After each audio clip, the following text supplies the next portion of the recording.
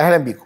هنتكلم النهارده عن شد الوش بالخيوط او استخدام الخيوط الجراحيه في عمليات الشد في التجميل. انا دكتور وائل يحيى. الخيوط الجراحيه او الخيوط التجميليه اللي بنسمعها كتير دلوقتي موجوده ايرا كده موجوده بالنسبه لنا عن الخيوط. الخيوط هي ماده بتتحط زي الخيط كده بالظبط، بيدوب بعد شويه، غلاوته ان يدوب مش غلاوته ان يبقى خيط دائم. الخيوط الذهبيه اللي كانت طلعت في اول انواع الخيوط دي منها مشاكل كتير جدا وتقريبا اتلغت تماما من الطب، زيها زي البيرمننت فيلر، الفيلر الدائم. الخيوط هي بتعمل ايه؟ هي بتكون لي طبقه صغيره كده من التليف يشد المنطقه اللي احنا عايزين نعملها. ما ينفعش خالص اقارن ما بين نتيجه عمليه جراحيه وخيط، ده حاجه وده حاجه. هتلاقي الناس اللي بتستخدم الخيوط بكثره عاده مش جراح. الجراح هو فاهم التشريح بتاع الوش بالظبط ويقدر يوصل ايه من خلال العمليه الجراحيه. طيب هي حل غلط؟ لا، هي مش حل غلط، بس هو من الامانه ان انا اقول للمريض بتاعي ان نتيجه العمليه الجراحيه حاجه ونتيجه الخيوط حاجه.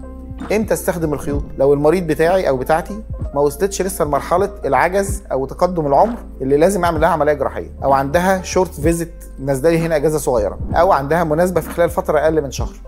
هنا نعرف نستخدم الخيوط لانها بتديني نتيجه تحسن من 30 ل 40%. من اكتر المناطق اللي بتجيب فيها تحسن طبعا الرقبه والمنطقه الوجنه. كل منطقه ليها خيط معين، ما ينفعش نوع خيط واحد استخدمه من فوق لتحت، ده ليه نوع وده ليه نوع والرقبه ليها نوع تاني خالص. الحقيقه من الحاجات اللي دايما بنشوفها غلط ان هو نوع خيط واحد المريض يسال انا محتاج 3 خيوط 4 خيوط. لا، هو كل خط ليه وزن، ليه كام نيوتن هيشيله، فلازم نبقى احنا عارفين ان احنا مثلا منطقه زي دي عندنا من 4 ل 6 خيوط باختلاف نوع الشركه. الرقبه ليها خيوط تانية خالص ما نعرفش نتكلم فيه. لكن ما ينفعش النهارده تلاقي على الكشف الاونلاين او سؤال على الاستفسار انا عايز احط 4 خيوط، الخيط بكام؟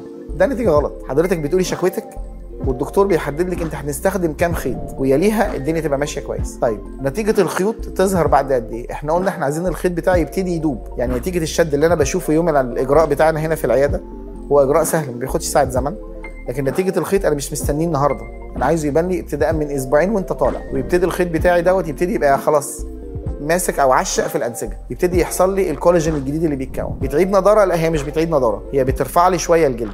عاده ممكن نحتاج معاها حاجه مصاحبه للنضاره زي بقيه الانواع اللي اتكلمنا عليها في الحلقات الثانيه. خلاصه الكلام او النصيحه الاخرانيه اللي بنقولها ان الخيوط هو حل امن يتعمل جوه العياده، ما بياخدش ساعه زمن، لكن ما ينفعش اقارن بينه وما بين نتيجه عمليه جراحيه. رقم 2، كل منطقه ليها الخيط بتاعها. الناس كتير قوي بتغلط فيها، تستخدم نوع واحد في كل المنطقه، شد الوجنه او عند الفك او الرقبه. ده مهم قوي ان احنا نفرق ما بين الثلاثه. معاكم دكتور وائل يحيى، اشوفكم الحلقه الجايه ان شاء الله.